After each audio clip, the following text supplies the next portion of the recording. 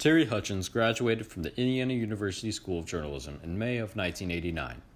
He began his career with the Fort Wayne News-Sentinel, covering the Indianapolis Colts before he moved to the Indianapolis News. Terry wrote for the Indianapolis Star for 27 years, the majority of which was spent covering the Indiana Hoosiers basketball and football programs. Most recently, he worked for the Indiana University beat for CNHI Sports Indiana. A renowned sports writer, Terry was recognized with numerous awards and distinctions during his career. Most notably, Terry was a 5-time recipient of the National Sportscasters and Sports Writers Association Indiana Sports Writer of the Year Award. Terry also wrote 9 books on Indiana sports, including Rising from the Ashes, The Return of Indiana Basketball, and 3 children's books for the youngest IU and Purdue fans. Terry also co-wrote Never Ever Quit, a Christian inspirational book with Jane Hepner, wife of the late IU football coach, Terry Hepner. In addition to being a devoted husband and father, Terry was a coach, author, professor, parishioner, and mentor. He coached Catholic Youth Organization high school basketball for both his sons and countless others in the Holy Spirit of Guys Parish. He also sang in the church choir for 13 years at the 11 a.m. Mass each Sunday. Always quick to lighten up the room with a joke, Terry was a friend of many. He will be deeply missed. Well, I met Terry because he was a parishioner and I met him in the church, and he was someone who really seemed to know everyone in a sense that he could approach them and greet them, but he listened. He was a person who listened a lot. He, when would ask you a question, he would actually give you the time to answer the question. And then when he would respond, he always showed that he heard what you said and then would lead the conversation further along in the discussion. He did so many things with so many people here at the church, taught religious ed to children, so he could use that same talent and draw out from the children all kinds of ideas. And then he was in the choir, and in the choir he would be right next to me.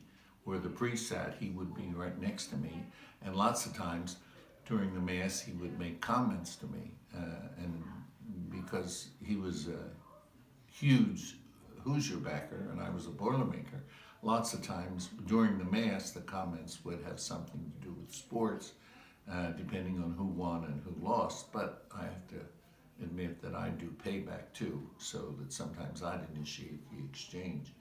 And he just seemed to be comfortable with everybody, and at the same time I think he was one of those people who realized he had a responsibility because of his talents, and everybody has talents, but to use his talents to trade up, to use his talents.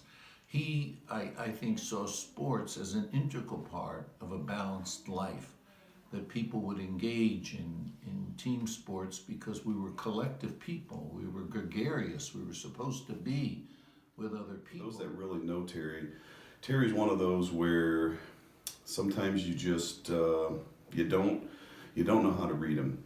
He'll say comments to you, and you're like, okay, is he being a jerk? Is he being serious? Is he being sarcastic? And so, unless you really knew him, you knew that a lot of times, I shouldn't say a lot of, I'd say the majority of the time, it was all in good fun and good humor, and that's just kind of the way Terry was. Terry Hutchens was the first person that got me introduced into IU sports media, and without Terry Hutchens, I wouldn't be where I am today within Indiana University's sports media program. The first time that he ever gave me the opportunity to do something like that was when he offered to take me on a trip to a Maryland football game. It was just something casual, something that it didn't seem like it was all that big to him, but he wanted to try and pay back me and my dad for something that he had done, my dad had done for his son. It was just kind of the weird thing that Terry would do, just because he felt like he was in debt and would always go out of his way to try and pay something like that back. He was in the Stephen ministry. He cared about people with we were on journeys of searching for meaning or understanding or putting their life together or forgiveness. He was very comfortable in people's brokenness, because I think he was someone who, in his own mind and in his own life, perhaps, I don't know of any of his difficulties, but I think in his own mind and in his own life, he understood that we were supposed to help each other in those kinds of ways. So I thought he was a remarkable person and someone that I think everybody was comfortable being around because he added, his very presence added something to whatever was going on. And what he added was always good and was always meaningful, and most times it was a lot of fun. Terry was coaching a high school team at the time, and he had a bunch of kids on his team where he had to instill some disciplinary actions with the team. They were getting technical fouls during games. And so Terry come and talked to me about it. He says, what do you want to do? And I said, well, one of the things that I think we should do is we'll make them have a conversation with the priest at Holy Spirit and let them have a conversation to say, hey, this is how I misrepresented Holy Spirit. This is how I misrepresented you. This is how I misrepresented the community, and kind of see where that goes.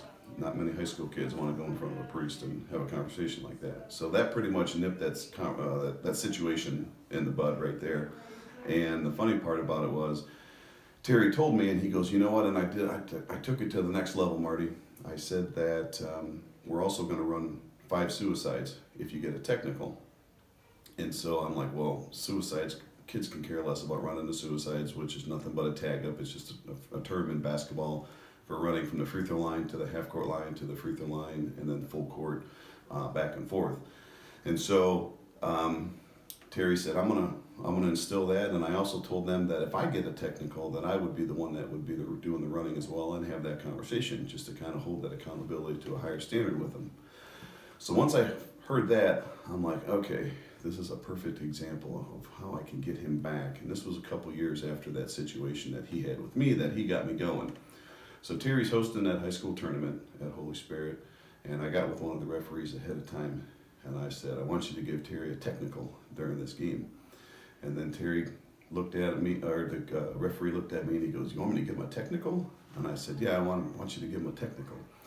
So Terry, there was a bad call that was made, and Terry was one that would kind of push it to the limit a little bit with the referees, but he knew them all because he had scheduled this high school tournament all the time, and he also scheduled the referees as well. So, he's letting the referee know that he had missed a call underneath, and all of a sudden the referee turned around and said, what'd you say? And Terry goes, you heard me? And then he gave him a technical.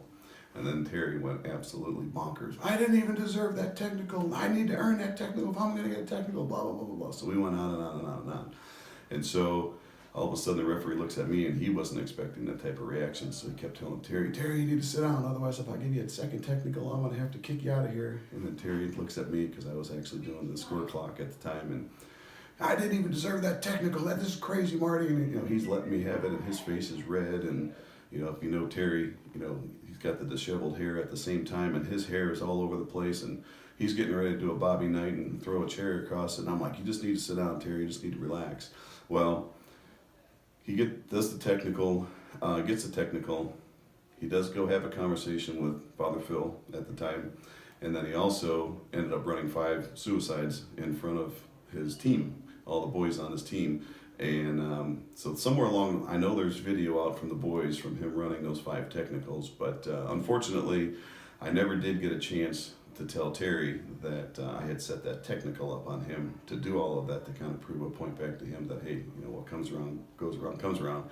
And so I shared that story at a little post party that we had after Terry's death, and a lot of the individuals that were there understood the context of it, and they got a pretty good chuckle, as well as Susan and the boys. So those are a couple good stories in regards to Terry, and Terry was a great guy, and he'll surely be missed here at Holy Spirit. One morning he took me out. We drove down the hour and a half to get to Bloomington, and we had this interesting talk on the way there. It was just a very Terry Hutchens, we'll give you some crap and make sure that you can take it, and just a weird sense of humor kind of way. But we get down, he takes me up to Memorial Stadium, inside the press box. It's the first time I'm ever able to look down onto the field and see this gorgeous view of something that I just never expected, and it just kind of captured me right then and there. And he took me through the entirety of the journalistic process, something that I'd never seen the full scope of, and without Terry, I really wouldn't have had that chance to be able to preview that going in. So he takes me through the entire day. We get to go down onto the field and go through the locker rooms and interview some of the players. And it was just this incredible experience. and at the same time, he also introduced me to a lot of people that I still work with today at Indiana University, some of the professors, some of the other students that I work with, and I still maintain those relationships even today. Whereas I work as the student radio, the director for our student radio station for our sports, and I also work with some of the other students on a student-run website that I do photography and writing for. It's just something that without Terry, I would not have been in the position that I am in now, and I'm so incredibly grateful for everything that Terry had done for me, and will still always kind of treasure that to this day.